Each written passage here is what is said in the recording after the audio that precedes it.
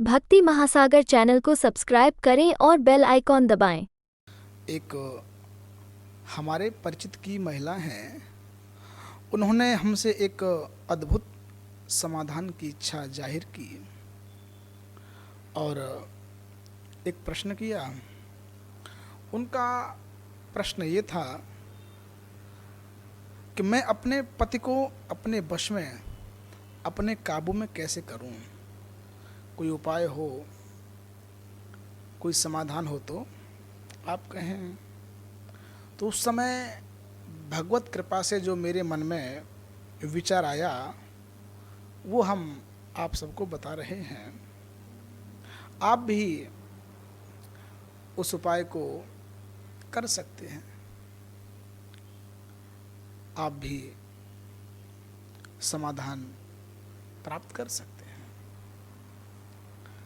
एक विवाहित बेटी ने अपनी माँ से कहा कि आप महात्मा जी के पास जाती हैं तो आप मेरे लिए कोई टोटका या कोई ताबीज या कोई जंतर महात्मा जी से ले आना। माँ बोली, किस बात का ताबीज, किस बात का जंतर? तो बेटी ने कहा कि मुझे अपने पति को वश में करना है, काबू में करना है। बहुत अड़ियल है, बहुत क्रोधी है, मेरे काबू में ही नहीं आता। मैं चाहती हूँ मेरा गुलाम बन के रहे, मेरे इशारों पे नाचे।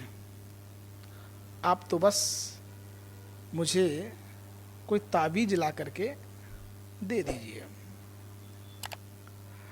तो माँ बोली, अच्छा ठीक है, मैं जाऊंगी, महात्मा जी के पास पता करके आऊंगी।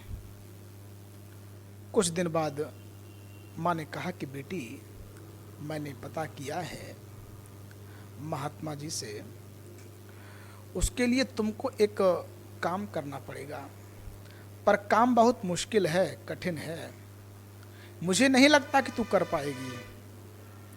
तो बेटी कहने लगी कि मैं अपने पति को वश में करने के लिए मैं कुछ भी कर सकती हूँ, हर काम करने को तैयार हूँ, जो आप बताएं।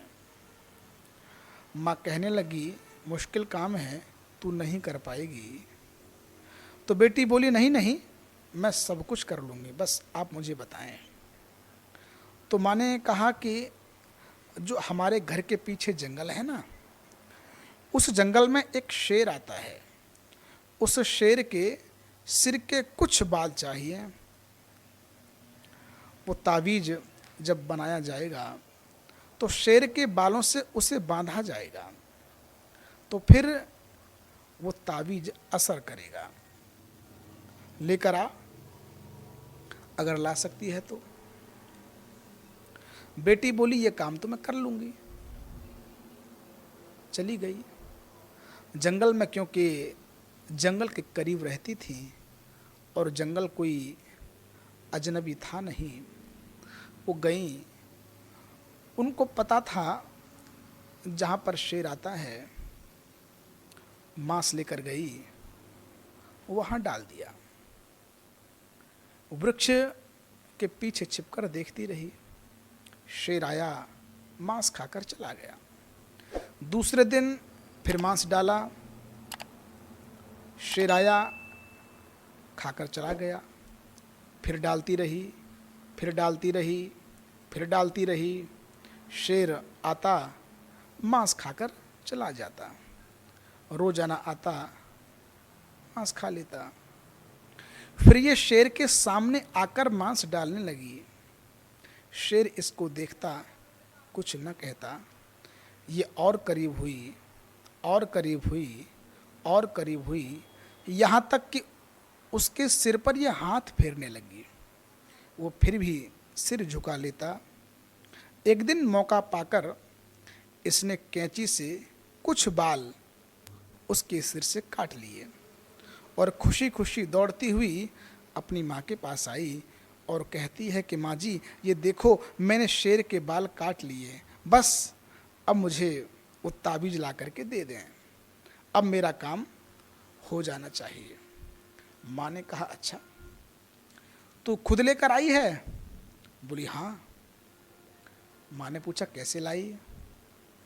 बेटी ने पूरी कहानी माँ को सुना दी। माँ ने कहा कि बेटी, तुझे अभी कोई ताबीज चाहिए? बेटी बोली माँ मैं समझी नहीं।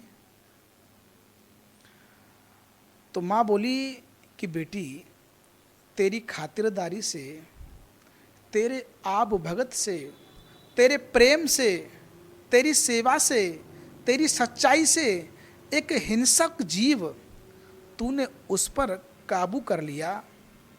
वो सिर झुकाकर तेरे आगे खड़ा हो गया, और अगर यही काम तू अपने पति के लिए करे, उसे वक्त दे, उसकी सेवा करे, उसका ख्याल रखे, उससे मोहब्बत करे, वो जो तेरा पति है ना, वो खुद ब खुद तेरे काबू आ जाएगा।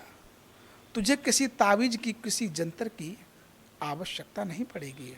और अगर मैं कहूँ तो यही वो नुस्खा है जिससे पति काबू में आ जाते हैं। सिर्फ प्यार से, आदर से, सत्कार से, इज्जत से, मुस्कुराकर देखने से, मुस्कुराकर वेलकम करने से जो समझदार औरत होती है ना, वो अपने पति को राजा बनाती है और खुद राजा की रानी बनती है। और बेवकूफ़ औरत अपने पति को गुलाम बनाने के चक्कर में लगी रहती है और खुद गुलाम की बीवी कहलाती है, गुलाम की पत्नी कहलाती है। अब ये फैसला स्वयं औरत ने करना है कि रानी बनना है या गुलाम की बीवी कहलाना है। भक्ति महासागर चैनल को सब्सक्राइब करें और बेल आइकॉन दबाएं।